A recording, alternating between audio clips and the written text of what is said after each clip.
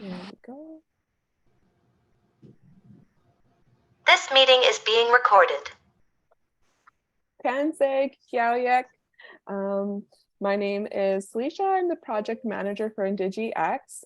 We are expecting probably around 20, 25 people this evening, for me at least. I'm in Manitoba, Canada, so it is about 7 o'clock, so we're in the evening time. I know Elvis is afternoon. So welcome. Welcome to our workshop. Before we get started, I'd just like to do a quick land acknowledgement. I am on Treaty 2 territory, traditional territory of the Anishinaabe, Assiniboine, Cree, Oji-Cree, Dakota, Dene, and the homeland of the Métis Nations, and all of the spirits that we're connected to. I would like to start off by welcoming Krystal and Elvis. Thank you so much for joining our panel and being with us today. I'm so excited to have you.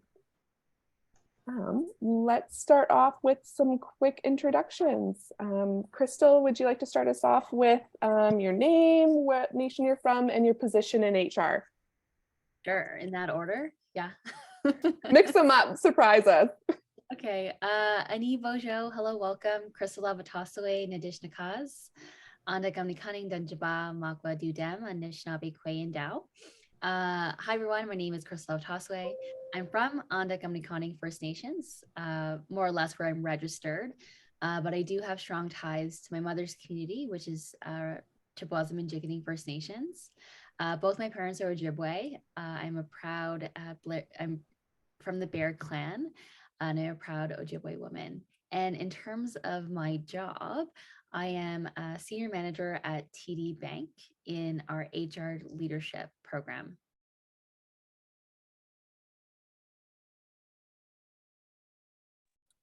I was just looking for my my applause emoji.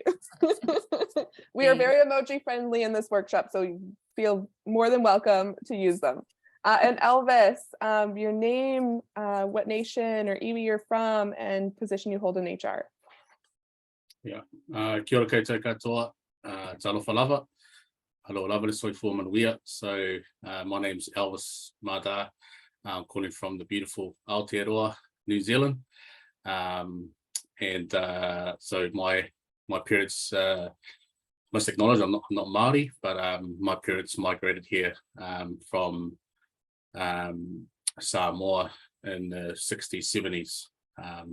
So yeah, great to be here. I'm currently running my own business in recruitment HR, supporting the employment and promoting progressive employment opportunities for Māori and Pacific across New Zealand. So thank you for the invitation and look forward to this conversation. Thank you.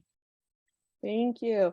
And I forgot to mention, this is popcorn style. So if anyone has any questions as we go through the workshop that are pertinent to the questions, raise your hand and we'll call on you and we will answer the best we can.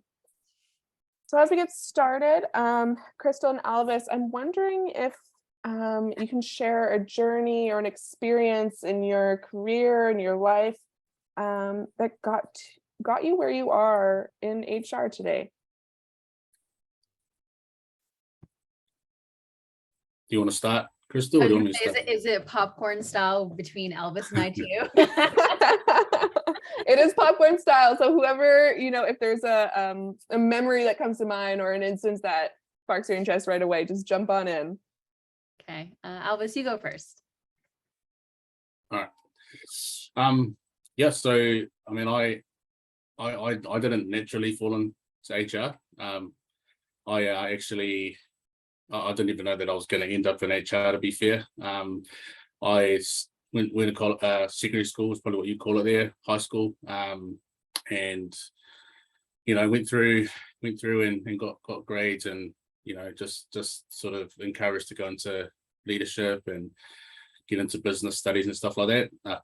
Was always quite good, although it was unnatural, working with people. I was quite an introverted young boy back then, and still am in a sense. but was encouraged to go into HR from one of my high school teachers, and it landed me in tertiary education or university where I did an HR degree. And what landed me to where I'm at now, and I'll try and keep this as short as possible, was I finished my HR degree with, and I was probably one of very few Pacific. I'm Samoan. I'm from the Pacific. I was probably one of very few Pacific people studying HR at the University of Victoria, Wellington. And upon completion of my degree, I had mentors in high school who encouraged me to go to uni and kind of promised that the world will open up so many opportunities if I get a degree. But unfortunately, it was a different story for me. I finished my degree and actually struggled to find work. So I had the beautiful piece of paper, went through the ceremony, and then applied for probably 20, 30 odd grad programs across Wellington with some of the big corporates and government agencies at the time, and unfortunately just couldn't get a look in, and I struggled. Went through and found myself on the benefit, on the employment benefit. I don't know what they call it there, but it's for those that are not in employment. And yeah, it was quite a tough time, thinking that my my career was going to be all set up for me, but didn't quite go as planned. But then I managed to find an admin role, and after a few years, I found the courage to speak to my boss about helping progress my career, and then linked me up with an HR person in that organization, and then started doing offered to do voluntary hours to get some experience, and then basically an opportunity came up as a coordinator, applied for that, and just progressed from there. And it was a very hard first, I guess, 3-5 years after my degree, which is why I've decided to stick to it, and why I'm now running my own business and supporting Māori and Pacific into employment and leadership. So yeah, that's a little bit about my journey. Thank you, Elvis, and congratulations. I think it's quite incredible how we navigate our way through high school, through university, and we're not sure where our career path is going to lead us, but somehow we end up where we are today, and in the power role of being an entrepreneur and leading our own businesses. It's truly impactful and beautiful. Thank you. Krystal. Yeah, I just want to say, Elvis, that was such an inspiring story. And thank you for being so vulnerable in sharing that. I know that sometimes people see all the success, but they don't see the struggle. And so I, Chimigwech for sharing that with me and with everyone here. So I have an interesting story, and I'm going to try to keep it high level too. I wanted to be an actress as a profession. That's I got the leading role in Lady Macbeth when I was in elementary school, and thought for sure I'd somehow make my way to Hollywood and LA. But my family, and more specifically my grandfather, had different plans for me. He had read in a business journal, I think it was The Economist, saying that women were doing extremely well in human resources, and out of like Fortune 500 women, most of which that were in leadership roles had come from the HR backgrounds. And so he's like, you're going to go into HR and that's what you're going to do. And I had no idea what human resources was at that time. And I was applying to sociology, police foundations, anything but that. But I did take it upon myself to also apply to human resources. And then I got accepted. And then, I think just his push and his will, and kind of being a father figure to me and a role model, I took his word for it, because he did know me very well. And he's like, you won't regret it. And he said something poetic about how human resources has an acting role to be played as well around theater. And, you play the role of supporting the organization, but you also support the people. And so there's many roles to be played and had. And so very poetic. He was a smart man. Yeah, I didn't necessarily know what I was signing up for, but happy that I did. When I started to take some of the prerequisites for human resources in my undergrad, there were some courses in diversity and inclusion, and then some that focus on Indigenous peoples, which was just a subsection of a chapter. I wish there was a course back then for me, but I was very, very, very interested in D&I and that work. And I really fell into kind of the role I had right out of my undergrad. And so I've worked in the financial industry my entire life. I don't have any parents, relatives, or family friends that work in the financial industry. I would have never applied. But RBC at the time had a student awards program. So I was applying to scholarships and bursaries for sure. And they had a very generous one. And so I went through that application process, and at the end it said if I wanted to work at a branch. I didn't even know what a branch was. I just said yes, thinking like, of course, maybe if I say I'll work for them, they'll give me the scholarship. Long story short, I didn't get the scholarship, but a recruiter called me and asked if I wanted to work during my summer months. And I was looking for a job, and I remember I was almost turning it down while she was speaking to me, because my worst subjects in school were math, and I was taking accounting, general accounting and finance, and not doing well at all in those courses. But she was great. She took the time to really explain that it wasn't about the numbers in a finance. The computer did all the calculations. It was more about customer service and sales. And so I said yes, worked during my summer months as a teller and account manager, absolutely loved the business. And she was right. It's not math centric. And then I ended up going to a leadership conference. IPAC, the Indigenous Professional Association, was having their founding event, and they partnered with RBC. And so I got invited to that, and I met my unofficial mentor and sponsor, who then helped me. She's a lovely lady that helped me get into my first co-op or summer internship in their corporate office in human resources. I'll pause there, because I think I could just keep going on and on about how I progressed in all of these different roles within human resources, but that's how I got into the niche specific role of my undergrad. I since then have returned to York University, and I now have my master's in human resources, and I've stayed within the HR function, both for RBC and now at TD Bank. And it's been quite a journey in some of the roles that I've had. And that's a little bit about how I got there and where. Oh my goodness, Krystal, I just wanted to applaud you the whole time. From the beginning of Macbeth. That is a very difficult role, and I applaud you at that as well. I'm just so astounded at your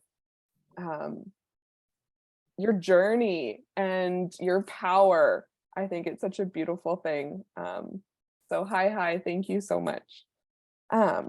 So next thing I'm wondering is, have you guys ever come across blatant ignorance that has made you feel, hey, like I've been training for this, hey, like I'm ready for this, bring it on? How did you take action? How did you do it? What did you do? Tell us about it. Yeah, I guess I'll kick us off, if that's okay, Elvis. I know you're shaking your head, so I'll take that as a yes. I think one of the challenges in I guess today's era is just the lack of knowledge about Indigenous communities, about Indigenous peoples, and the true history of Canada. And through that, all of the timelines of, the Indian Act, what did that mean? What did that do? The Royal Proclamation, First Contact, residential schools, which was the result of the act itself. And so a lot of people, when I start to kind of name off these time eras within Canada's history, they kind of start to blanket stare at me and not have any idea.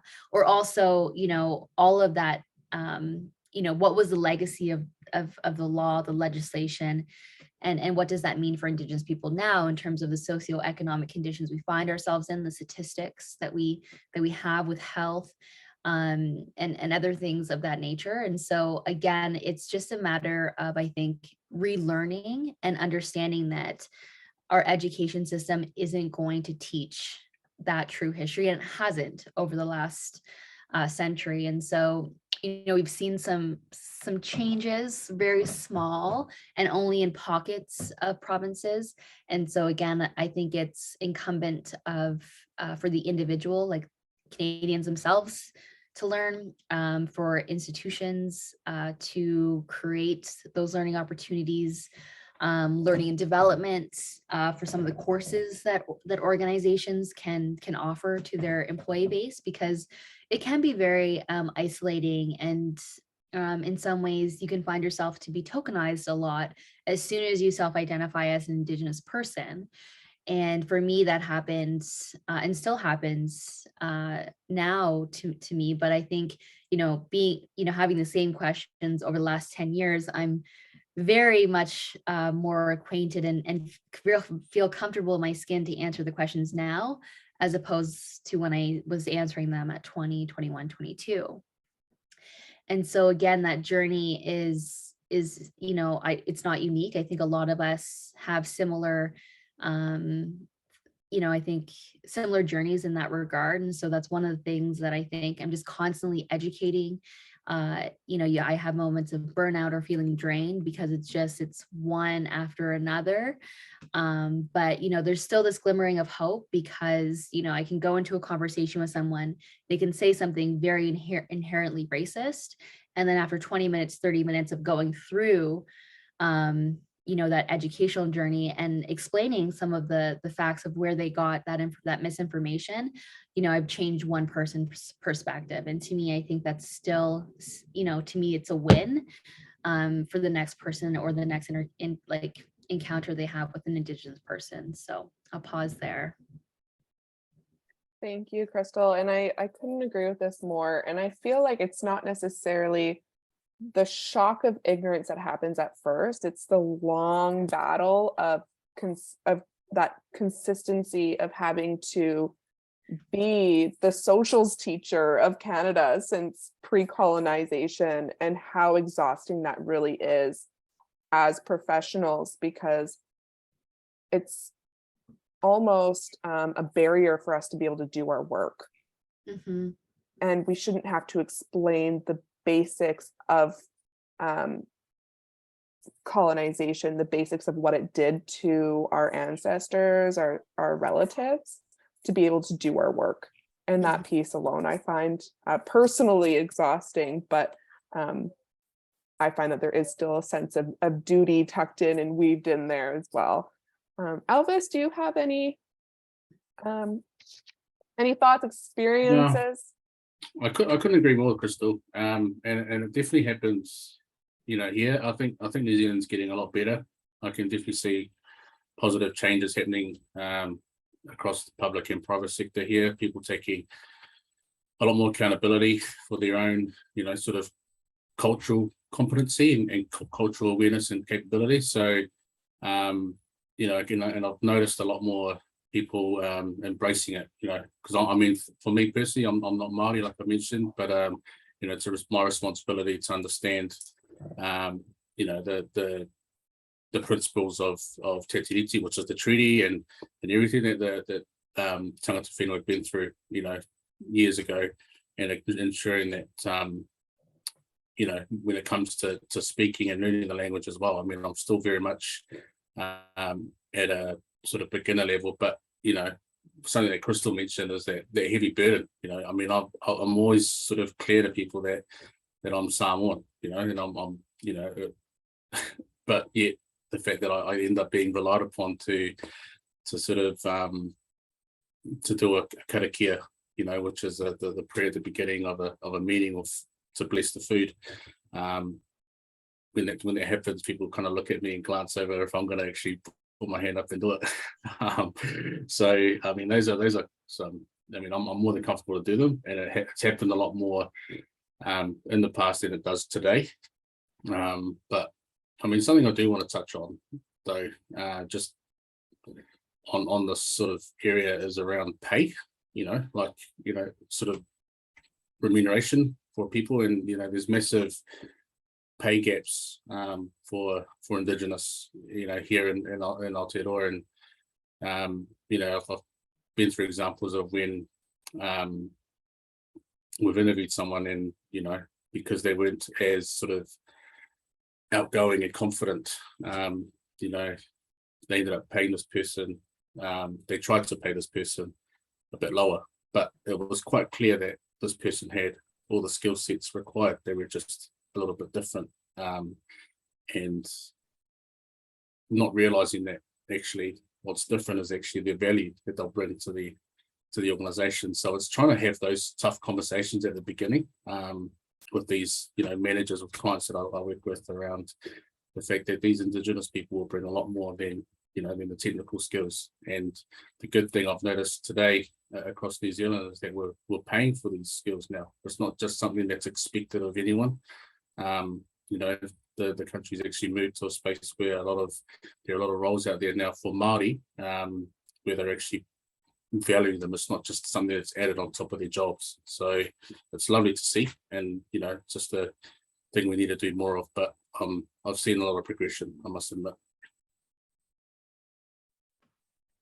Thank you. That was very well put. And I think being the project manager of INDIGI-X, I truly notice how the Indigenous peoples in Turtle Island, Aotearoa, Australia, all our values are so similar in our characteristics, and understanding that we're all related, understanding that wealth isn't singular. And I think those are the most important points, because those understandings as Indigenous people is our wealth, and is a insight of knowledge in how we practice as Indigenous professionals. And so I think I don't want to speak out of turn, but I think our pay should reflect that. So Elvis, I agree so much.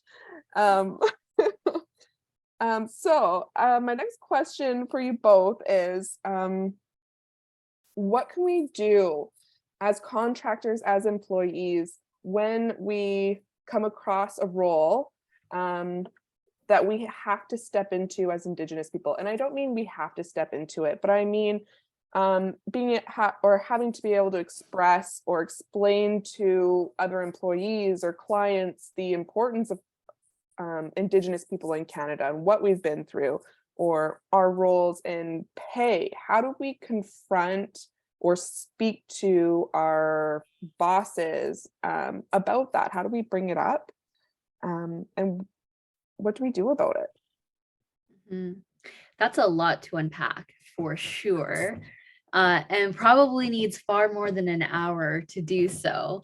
But high level, some points, some things that you mentioned is, when we take on roles where it is our job to educate, be a part of the HR processes, like pay equity, like hiring Indigenous peoples within the organization, representation, maybe doing work in reconciliation within the Canadian landscape, is, I have such an affinity for anyone that's in these very, very important roles.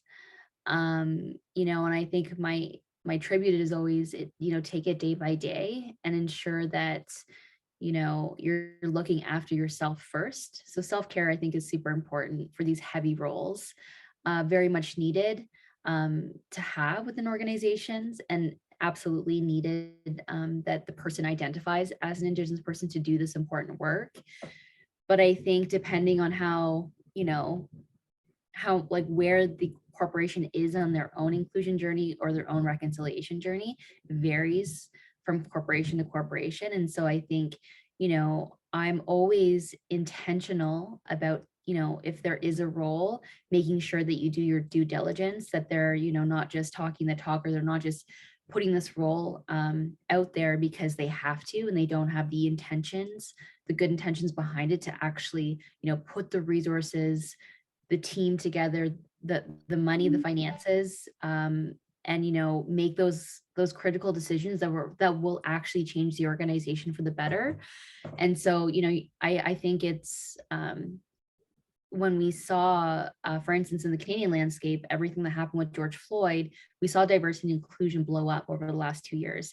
And every corporation, every organization that I could see on LinkedIn was hiring a diversity inclusion person or a reconciliation, you know, secured position for D&I. And so again, I was really, you know, thinking through, like, for our people, Indigenous people, to if they were going to take on that role, to really consider, you know, what were the intentions behind that, how long, or, you know, what did their ESG strategies look like prior to, and, you know, how much leadership buy-in do they really had? You know, was the CEO, the C-suite involved? You know, what sort of announcements were made, or what sort of commitments were made at the top of the house, just to get an idea. Because I think sometimes we find positions where it was really just to check a box. And, you know, that's a really difficult place to be if you're, you know, you're the only one in that organization that wants to see that change, that wants to do that good work, and you're not backed by strong allyship and strong leadership who are really funneling through, you know, the alignment of whatever that ask or that commitment was at the top of the house. So those are kind of my pieces around just making sure that you know and you do your research about before joining an organization, because again, it's also your legacy, your brand that follows you too. And so it's really important to do that work and know that you know, not every organization has your best interest at heart and or is thinking about D&I for the long haul. They might just be thinking of something, you know, kind of more short-sighted, if I could say that. Absolutely. And to just add on to that, so say if you know, you go through the hiring process and you get this job working for a company, and it is not what you were promised. Instead of the actual role that you're doing, you're taking on that token position where your position as an Indigenous person is coming before the job that you were hired for. What do you do? Like, Run you away. sign the contract, right? You're working, you're stuck. You sign the contract. Like, what do you do? No, I mean, all joking aside, I don't think no one is ever stuck. If it was something, you know, you really are not aligning on your own value system and their value system, it's okay that, you know, I think it's better to step away sooner as opposed to later, because your mental health will take a toll on that. And so I think sometimes when you're younger in career, and I've been in a situation where I felt like I was stuck, I didn't have any choice, I didn't have any autonomy and control over my life.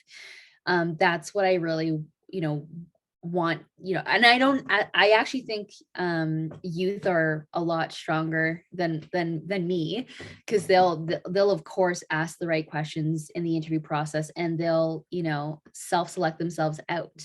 And I think smart employers know this, especially when you have, you know, more or less 75% close to millennials working in the workforce now. Like, it's so important that, you know, it's not just your brand anymore. It's, you know, people will ask the people that work under your umbrella.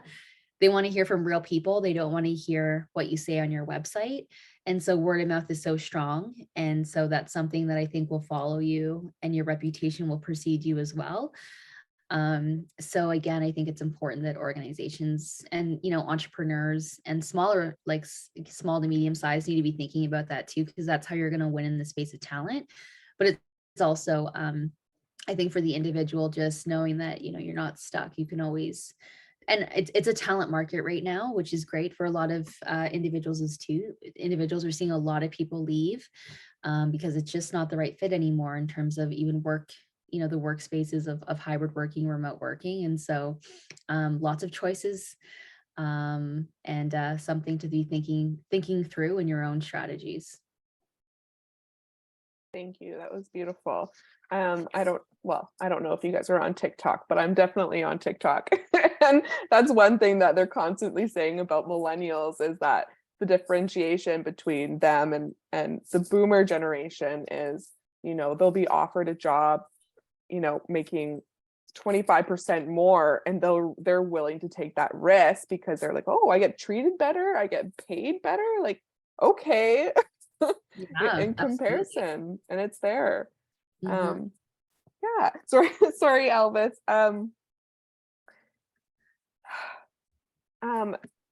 So when it comes to, back to the original question, what can we do as employees or contractors to stick to our guns, to stick to our authentic selves, when we're talking about our rights as employees?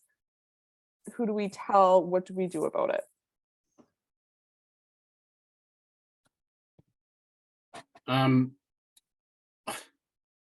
Funny enough, I've actually had a real situation where that happened, and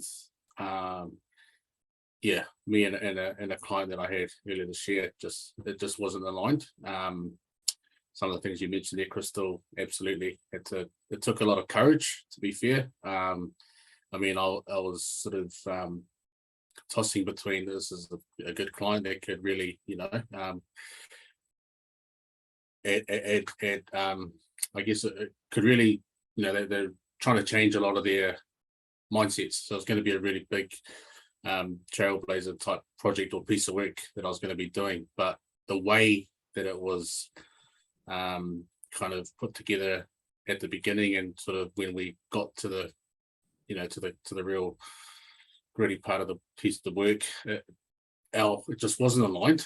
It was totally different to sort of what was promised and what we were actually trying to deliver, and it did unfortunately come across as and I didn't find out this until probably about a month or so that it was a very much I hate the term tick box exercise, but I had to make a tough decision to walk away from it, because again it was my brand, it was my company's brand that I was going to put on this, and things that I suggested, I just felt like, and so there's something you mentioned earlier, Krystal, around getting that CE, the C-suite people on board, and I don't think that happened.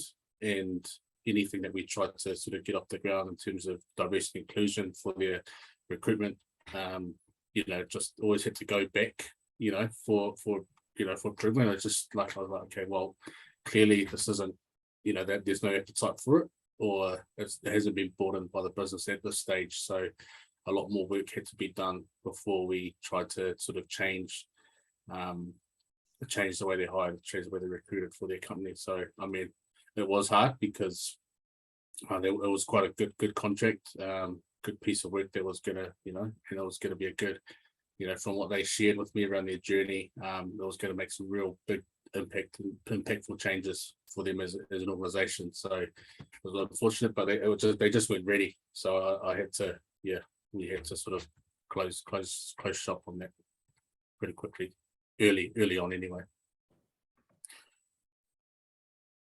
Elvis, I think that you've had such a powerful experience being an entrepreneur and being so true to your brand.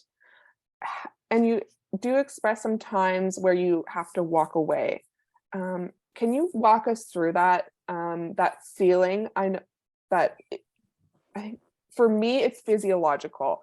And I'm just wondering what that looks like for you in your journey, and that gut feeling of thinking, this isn't okay, I need to do something, this doesn't represent me. What did that feel like for you, for timing, for representation?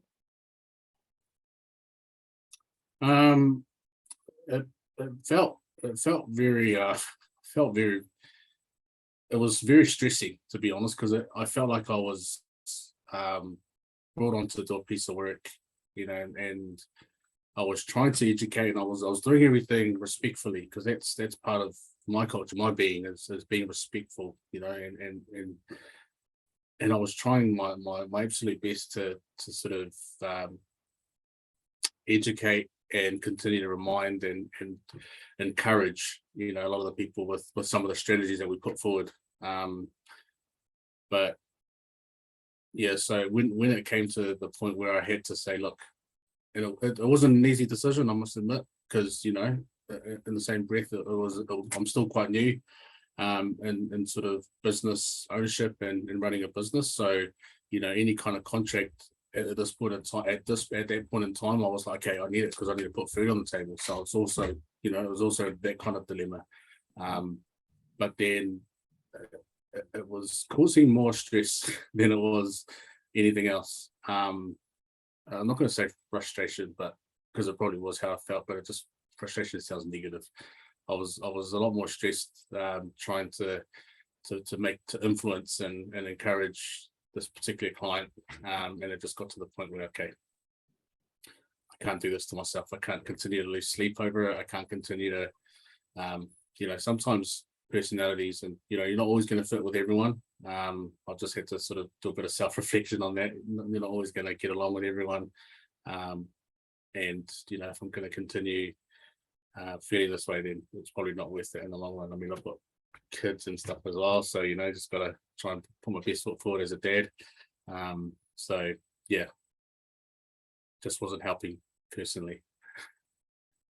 And I think that as almost customer service representatives, or is being the part of the business, is learning to walk away and trust yourself that you're making that decision. Because I know I've had to make some of those decisions, and it is scary. It keeps me up at night wondering, hey, like, did I make the right decision? Like, are we going to put food on the table this week? And it's terrifying, but I think that there's such a powerful sense to trusting yourself, trusting that intuition, and knowing that it's going to be okay, that there's going to be more opportunities, and that you were representing your brand, you're representing your authentic self in those things. Krystal, do you remember or have an experience to share where you had something similar? Yeah, I was just going to add on to Elvis's point about it's very clear, and I don't know if this is a skill that I have or everyone has it, but I truly believe in following your gut feelings and your gut intuition. And at a cellular level, I feel like I can always identify very early on if someone has made a slight at me or has made a comment because they were ignorant versus they were malicious. Or I've been in conversations where people have good intentions about where they've asked a question that could have offended me or made me upset, versus one where it was directed and it was pointed. And so in those moments, I think before I used to just either disassociate, take my feelings out of it, and that's a skill in itself to learn, and to find a place of peace with yourself, to not react when you feel triggered or you feel attacked. And so I think I spend more time with the people that I know have good intentions, or they didn't mean to cause harm. It was that educational gap that I was referring to in the beginning, versus, and this alludes to one of your follow-up questions around when is it time to step back from the scenario and identify, whether it's bullying, harassment, whatever it is, to go to, the higher authorities, because these aren't battles that you should be facing as a professional, nor should you be responsible for the malice and the bad intent that goes with it. And so I think in those cases, it's really important to navigate your own journey to say, this is actually really inappropriate. This was said in a meeting amongst my peers and other people, and now I'm going to take action. And the action will be, reporting it to whomever those resources are, with the intent that there's going to be ramifications for this inherent, act of whatever's been done. I didn't give a specific. That's why I'm saying, there could be various ways of how that happens or can look like in a professional setting. But know that you don't always have to fight your battles. And I think that's something that before I would just take the initiative to do it. But now as I get older, I'm like, that's a headache. I don't have time for a leader that's, or whoever it is, or, a manager that's, causing harm. I think a lot of organizations at this stage in the game have a zero tolerance rule. And so I believe, and I think everyone should trust the system that they're involved with, because I think, there's the cancel culture that we're in. It'll get them. So don't, I think, lose sleep over these comments, and or things that you face. There is a process in place to protect people, and it will do its job, I think. I think that's Yeah. really powerful too. Sorry, Elvis. I just think like one of the common things you guys were talking about was that like intuitive reasoning that you have. I know my granny, for instance, one of her teachings was, you trust your gut feeling, and that's because like your ancestors are speaking through you. And even if you don't listen to it and you don't want to and you're trying to ignore it, but at least like know that it's there. Know that it's there because it's there for a reason. And I think it's hard sometimes balancing that intuitive reasoning with that ignorance piece, but trusting yourself at the same time with that.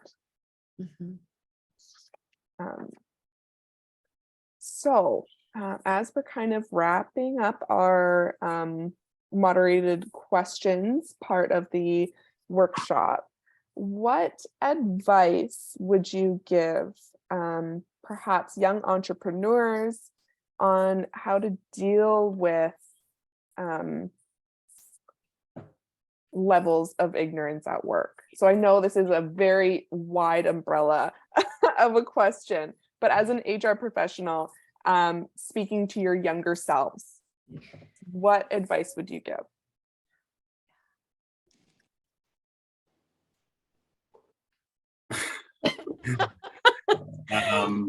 All right. And this is something that I actually from if I give my younger self some advice, it's 100% be brave.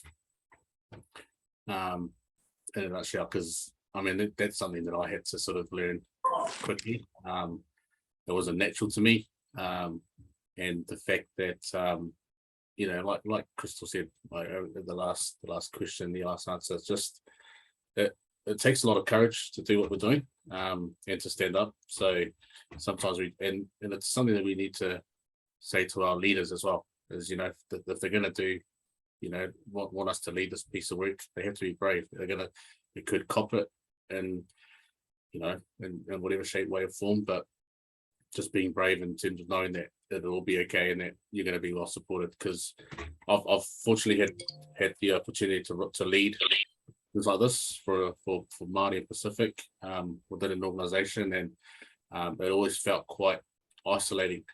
I was basically doing it on my own. It felt quite lonely.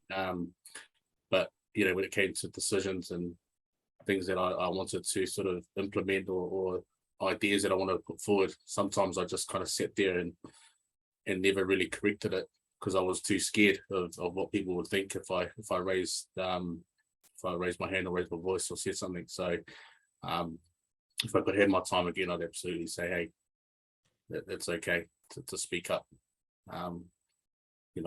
It's probably just the way I am personally and the way I was raised. It's quite a bit of a quiet achiever, and also a bit of a respecting your elders, and it's something that's kind of instilled in me from day one. So but obviously trying to separate that from a professional sense, we're all equal in a way. So just it's okay to speak up when I need to. So that'd be me. Hi, thank you. And I think that is so powerful in those words to all of us, not only to our young entrepreneurs, but to me, to our elders, that we have a voice and all of our voices are valid and that there's so much power behind them. And I think that's exactly what you said. We need to remind ourselves of that almost every day.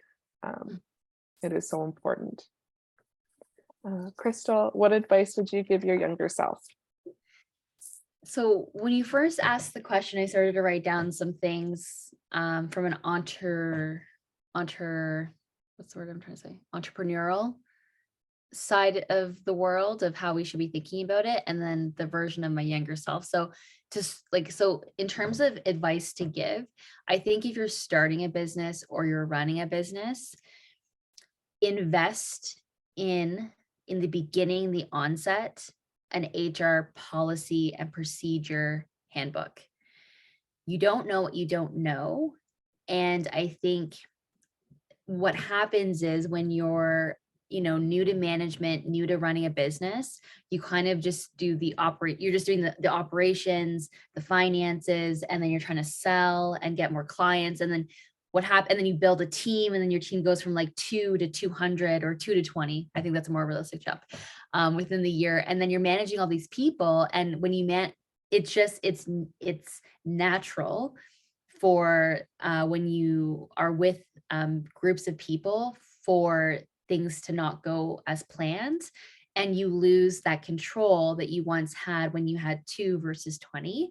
And so I think it's important to invest in those procedures and those policies, because again, when an incident or something occurs, you have the holy grail to turn to and say, okay, what does it say about anti-harassment in my policy?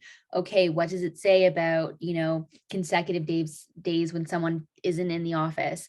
What does it say when bullying has been identified? And I think the other thing with your policies is they'll make sure that there's conduits for things to make sure that take place and happen. For instance, sometimes you don't identify office drama or politics, but if you have a grievance policy, you then have a step 1, step 2, step 3, and or maybe, something that says when you do have something that you want to speak to and you can't talk to your direct manager about, because maybe that's the person that's causing you harm, you have this, this mailbox or this person that you can go to, and then the committee will decide. And so I think that's important for new entrepreneurs or entrepreneurs that, are managing big change. And when you start to have more clients, because again, you can build in HR policies to also identify and investigate other things that can happen from a client to your own personnel, that interaction. So that was kind of what I was thinking, like just invest in, getting that, solidified in the beginning, because it will help you as you navigate change and build your business. And then for me, I think, Elvis, I think the same things about being more courageous, being more brave. It's just not something I think, it's cliche for me to say, but it took time to build that. And that's just the beauty of life, right? It's like you're not born with all of these experiences. You grow and you learn from all of these experiences. And although you can be uncomfortable at times, those are where you really get your lessons. And if you get reoccurring, one of my teachings was that if something is reoccurring, it means that you haven't learned the lesson yet. So if Creator will continue to give you those problems or challenges, and it's on you to learn and solve for it. So those are kind of my 2 cents around. And yeah, I'd be remiss if I didn't put in some HR stuff in there. So that's kind of what I have to say about that. That's perfect, because I am not an HR professional. So knowing that, I'm thinking, oh, I need to have that now. I ever think of that. So yeah. Thank you. Of course. And please, we can always have an outside chat about it too, because I think it's something that it's not that it takes a back seat, but it's not, you don't think about it until you're in a situation where now, and again, like it varies, but it's just a risk. You're eliminating a lot of the risk that's associated when you're managing people, to take it off your plate and then just have it written in stone. So it's always something that, yeah, I'm happy to talk about and happy to consult on, because it's definitely important. I also think that it's so important because it reflects your branding. It reflects how you treat the culture of your company. and having it written down and having it explained in such detail. So if you're not there and something happens, because that's always when something happens, is when you're not there, Right. there's a way to deal with it. Right. That's already Right. laid out in there, which is the piece I love about it. Exactly. And you don't know a situation until it happens, right? And so life's fickle and funny that way. Yes. So that wraps up our moderated questions. And I know we didn't get what our expected registrants for today, but I'd like to open it up to our audience. If any of you have any questions for Krystal or Elvis, please unmute yourself, raise your hand, whatever you like. The floor is yours.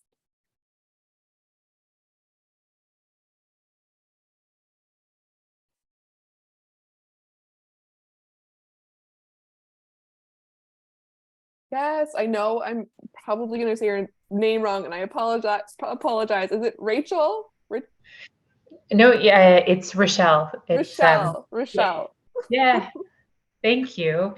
I have a question for both Krystal and Elvis, and I know you already kind of touched on this, but I wondered if you could give some speaking points or just some of your favorite examples of the positive change that you've seen over the last couple of years in your careers and in the work that you've done. What's your favorite? Makes you most proud? I'll start us off. I think something that's made me, and I can't say it was me, but it's something that I guess, it's part of the things that I'm contributing to, I guess, in a way. And that's seeing a lot of these cultural roles actually being paid for, particularly for Māori here in Aotearoa, New Zealand. A lot of things that that people are being asked, Māori particularly, that have been asked to do used to be things that they do on top of their day job, and they wouldn't be remunerated for it. So I've just seen a lot of roles recently that have been, created within public and private sectors, which have all been, are actually paid positions. So they're actually paid to bring their culture, their values to the organization. So, whether it's teaching the language or actually engaging with the community or their iwi, they're actually being paid to do that. And I love seeing more of those roles, and I think it's a sign that absolutely things are changing and it's being much more accepted across the country. Yeah, that's great. I love that. And I think also, to your point, Elvis, for us, it's elders being recognized in communities, and also being asked to participate more in, I don't think it's so isolated as much as it used to be, where I'm just seeing elders participating in more events that are not just Indigenous led events. They're just there to do openings for corporate events, which I think is fantastic to see. What I really enjoyed seeing, and again, this wasn't a result of me, but I'm seeing more leadership roles come in terms of Indigenous leaders being on the board of directors for big corporations, and then also seeing there are some big changes in the healthcare sector with in the committee works and the committee council and the council works.